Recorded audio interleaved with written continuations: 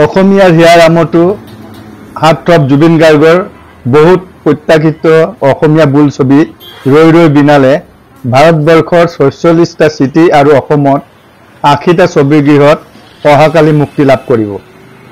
ছবি চাবলৈ দৰ্শকৰ যথেষ্ট আগ্ৰহী।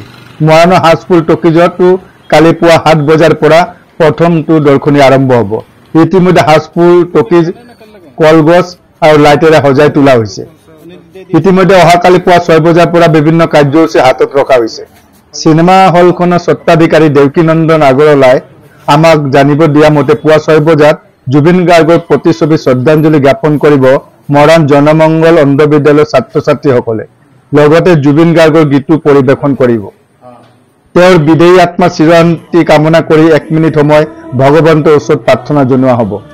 জুবিন গাৰ্গ আমাৰ মাজত শাৰীৰিকভাৱে নাই যদিও কায়িকভাৱে আমাৰ মাজত আছে। সেইবাবে জুবিন গাৰ্গ বহিবৰ বাবে এক আটকধুনীয়া চকী অৰ্থাৎ চেয়াৰ নিৰ্মাণ কৰা হৈছে। চকীখন পিছত জুবিন গাৰ্গৰ সমাধিক্ষেত্ৰ সোণাপুৰলৈ লৈ যোৱা হ'ব।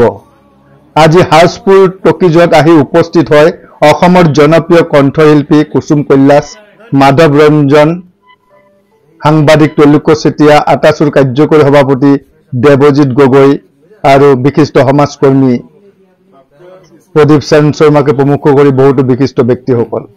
তেওঁলোকে অহাকালিৰ কাৰ্যসূচীৰ সম্পৰ্কে সম্পূৰ্ণ বুজ লয়। ইতিমধ্যে প্ৰস্তুতি সম্পূৰ্ণ হৈ উঠিছে। ছবিগৃহটি কলপুলি লাইটেৰে সজাই তোলা হৈছে। সম্পূৰ্ণ চাফ চিকুণ পৰিৱেশ। পুৰা প্ৰস্তুতি সম্পূৰ্ণ কৰি তুলিছে। আপুনিও তদাৰক কৰি আছে, কুসুম কৈলাশ ডাঙৰে তদাৰক কৰি আছে, কি ক'ব দাদা? আচলতে সেইটো আমাৰ একদম অন্তৰত প্ৰতিজন মানুহে অসমীয়া অন্তৰত এটা ভাল ভাৱ লৈ সকলো মানুহে ওলাই আহিব লাগে। ৰৈ ৰৈ বিনালে চিনেমাখন যিহেতু জুবিন দা ভাগৰ শেষ চিনেমা আৰু জুবিন দাই বহুত কষ্ট কৰি চিনেমাখন কৰিছিলে আৰু জুবিন দাৰ জীৱনৰ কাহিনীৰ লগত আমি যিমানটো ভাবিছোঁ মিলি আছে বুলি ভাবিছোঁ আৰু মানে সকলোৱে আহিব। আমাৰ মৰাণৰ আশে পাশে যিমানবোৰ মানুহ আছে সকলোৱে আহিলে ভাল লাগিব। টিকেট এতিয়া বৰ্তমান এইকেইদিনৰ কাৰণে নাই, কমিটিয়ে তেনেকৈ জনাইছে আৰু গন্তব্য টিকেট আহি যাব, আপোনালোকে সকলোৱে আহিব। ধন্যবাদ। অহাকালি অসমীয়াৰ হিয়াৰ আমঠু জুবিন গাৰ্গৰ বহুত প্ৰত্যাশিত অসমীয়া বোলছবি ৰৈ ৰৈ বিনালে মুক্তি লাভ কৰিব।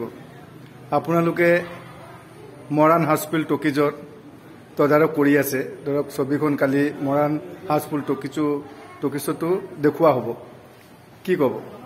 হয়, আচলতে সমগ্ৰ অসমবাসীয়ে নহয়, সমগ্ৰ ভাৰতবাসীয়ে খুব অপেক্ষা কৰি আছে যে ৰৈ ৰৈ বিনালে ছবিখন চাম বুলি। গতিকে আমিও খুব আশাৰে বাট চাই আছোঁ। অহাকালিলৈ ৰিলিজ দিব আমাৰ হাউচফুল টকিজ মৰাণত। গতিকে আমিও চাম বুলি টিকেট কৰিছোঁ। আৰু এটা কথা খুব ইয়াত এটা খুব সুন্দৰ এটা আয়োজন কৰিছে আমাৰ স্বত্বাধিকাৰীয়ে যে জুবিনদাৰ ফটো ইয়াত সজাইছে আৰু ইয়াত এখন ডাঙৰ চাকি জ্বলাব। আৰু এই চাকিখন আচলতে তেখেতে আমাৰ যিহেতু মৰাণত এখন অন্ধ বিদ্যালয় আছে, অন্ধ বিদ্যালয়ৰ ছাত্ৰ ছাত্ৰীসকল আহিব, তেখেতলোকে ইয়াত বন্তি প্ৰজ্বলন কৰিব।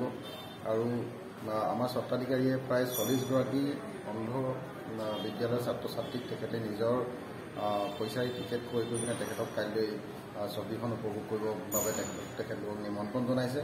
গতিকে এইটো খুব এটা মহানতা দেখাইছে। আৰু লগতে এই ছবিখনৰ পৰা যিমানখিনি তেখেতলোকৰ লাভৱান হ'ব তাৰ পৰা এটা অংশ এজন খুব দুখীয়া যি কেঞ্চাৰ ৰোগত আক্ৰান্ত হৈ আছে এনে এজন ব্যক্তিলৈ তেখেতলোকে এটা সামান্য তেখেতলোকে এটা সাহায্য আগবঢ়াম বুলি কৈছে। এইটো অতি গুৰুত্বপূৰ্ণ কথা। আমাৰ হাউচফুলৰ স্বত্বাধিকাৰীয়ে তেখেতে আগবঢ়াম বুলি কৈছে। গতিকে এনেধৰণে তেখেতলোকে আয়োজন কৰাৰ কাৰণে আমি তেখেতলোকে আন্তৰিক ধন্যবাদ আৰু কৃতজ্ঞতা জ্ঞাপন কৰিছোঁ।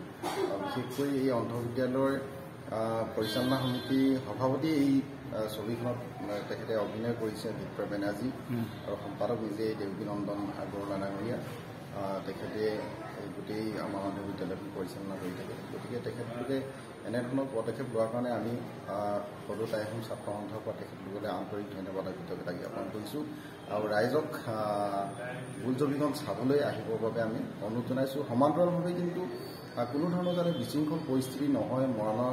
মৰাণক এখন অসমৰ ভিতৰত এখন সাংস্কৃতিক নগৰী হিচাপে সকলোৱে পৰিচিত। গতিকে সাংস্কৃতিক নগৰখন যাতে আমাৰ বিশৃংখল পৰিস্থিতি নহয়, সকলোৱে সুন্দৰকৈ আহিব। জুবিনদাৰ যি শেষৰখন যি বোলছবি এখন বোলছবিখন উপভোগ কৰিবলৈ আহ্বান জনালোঁ। দাদা, অসমীয়াৰ হিয়াৰ আমঠু হাৰ্টথ্ৰব জুবিন গাৰ্গৰ বহুত প্ৰত্যাশিত অসমীয়া বোলছবি ৰৈ ৰৈ বিনালে কালি শুভ মুক্তি লাভ কৰিব। মৰাণতো হাউচফুল টকিজত বিভিন্ন কাৰ্যসূচীৰে এই চিনেমাখনৰ শুভ মুক্তি দিয়া হ'ব। আপুনি স্বত্বাধিকাৰী হিচাপে কি ক'ব? কালি ৰাতিপুৱা আমি 6টাৰ পৰাই চবকে ৰাইজক কৈছোঁ আহিবৰ কাৰণে। আমি 7টাত আমাৰ চিনেমা ষ্টাৰ্ট হ'ব। 6টাত আমি প্ৰথমত বন্তি এটা দিম। আমাৰ ব্লাইণ্ড স্কুলৰ 40জনী ল'ৰা ছোৱালী আহিব। তেওঁলোকে বন্তি দি তেওঁলোকে আমি বিনামূল্য চিনেমা দেখাম। তাৰপিছত ভিতৰত আমাৰ মৰাণৰ শিল্পী আমাৰ পলাশ মাধৱীয় এইবোৰ তেওঁলোকে এটা আমাৰ জুবিনদাৰ গান এটা তেওঁলোকে আৰম্ভ কৰিব। সেইটো কৰি আমাৰ পিক্সাৰটো আৰম্ভ চলি যাব। আৰু টিংখঙৰ পৰা ৰাইজ এখন চেয়াৰ দিছে আমাৰ জুবিনদাৰ কাৰণে। সেই চেয়াৰটো আমি ইয়াতে বহাই দিছোঁ। সেই চেয়াৰটো যেতিয়ালৈকে চিনেমা আমাৰ চলিব 1 মাহ 2 মাহ 3 মাহ, তাৰপিছত চেয়াৰটো আপোনাৰ সোণাপুৰত তেওঁলোকে লৈ যাব।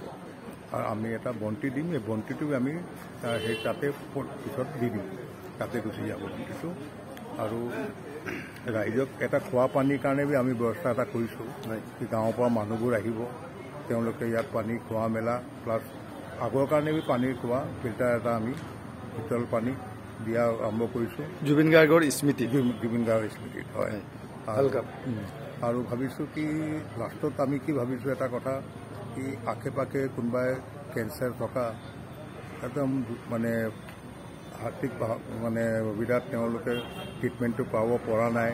তেনেকুৱা কোনোবা এজনক চাই আমি কিবা এটা তেওঁক আমি নিজৰ পিনৰ পৰা সহায় এটা কৰিম, যিকি তেওঁ ট্ৰিটমেণ্টটোৰ কাৰণে কিবা এটা সুযোগ এটা পাব। সেইটো চিন্তা কৰি এটা আছোঁ। আমি চিনেমা চলোৱাৰ পিছত লাষ্টত কৰিম এই প্ৰগ্ৰামটো।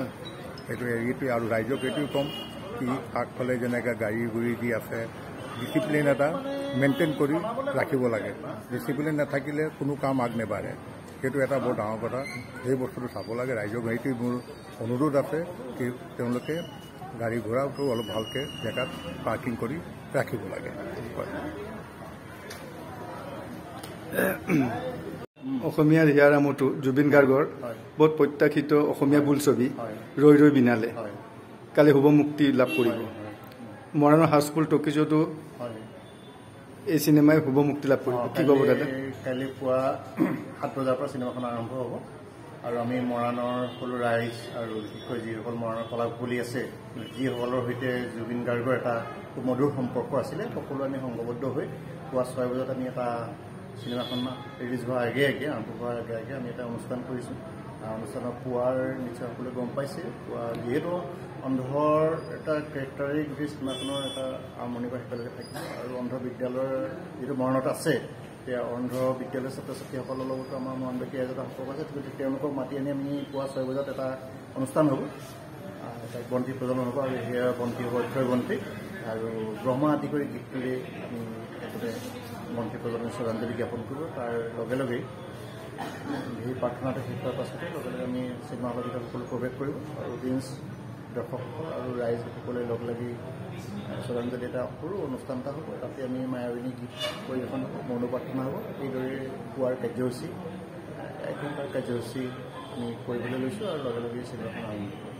আমি আশা কৰিছোঁ সকলোৱে চিনেমাখন চাবলৈ আহক। আৰু এটা কথা, যিহেতু এখন আমাৰ বহু প্ৰতীক্ষিত ছবি, এটা আৱেগ জড়িত এটা সুন্দৰ পৰিৱেশ মৰাণত বিৰাজ কৰিব। গতিকে সকলোৱে যাতে দৰ্শকসকলে এই পৰিৱেশটোত যাতে কোনো বস্তু যাতে হানি বিঘিনি নহয়, তাৰ প্ৰতি যাতে সকলোৱে দৃষ্টি আকৰ্ষণ সকলোৱে দৃষ্টি দিয়ক। কোনো যাতে অপায় অমংগল নহয়, সকলোৱে যাতে শান্তিয়ে চিনেমাখন সকলোৱে উপভোগ কৰিব পাৰে, সেইটো আমাৰ এটা অনুৰোধ থাকিলে। আৰু কোনো যাতে কপি নকৰে বা ভিডিঅ' নকৰে, এই কথাটো এটা আহ্বান থাকিলে। আমি এটা খুব এটা নেতিবাচক প্ৰভাৱ পৰিব আৰু ব্যৱসায়টোৰ প্ৰতি হ'ব এটা অপসংস্কৃতি। গতিকে এনেকুৱা অপসংস্কৃতি ৰোধ কৰিবৰ কাৰণে মই আজি আপোনালোকৰ মাধ্যমেৰে অনুৰোধ কৰিলোঁ, সকলোৱে আহক চিনেমাখন উপভোগ কৰক।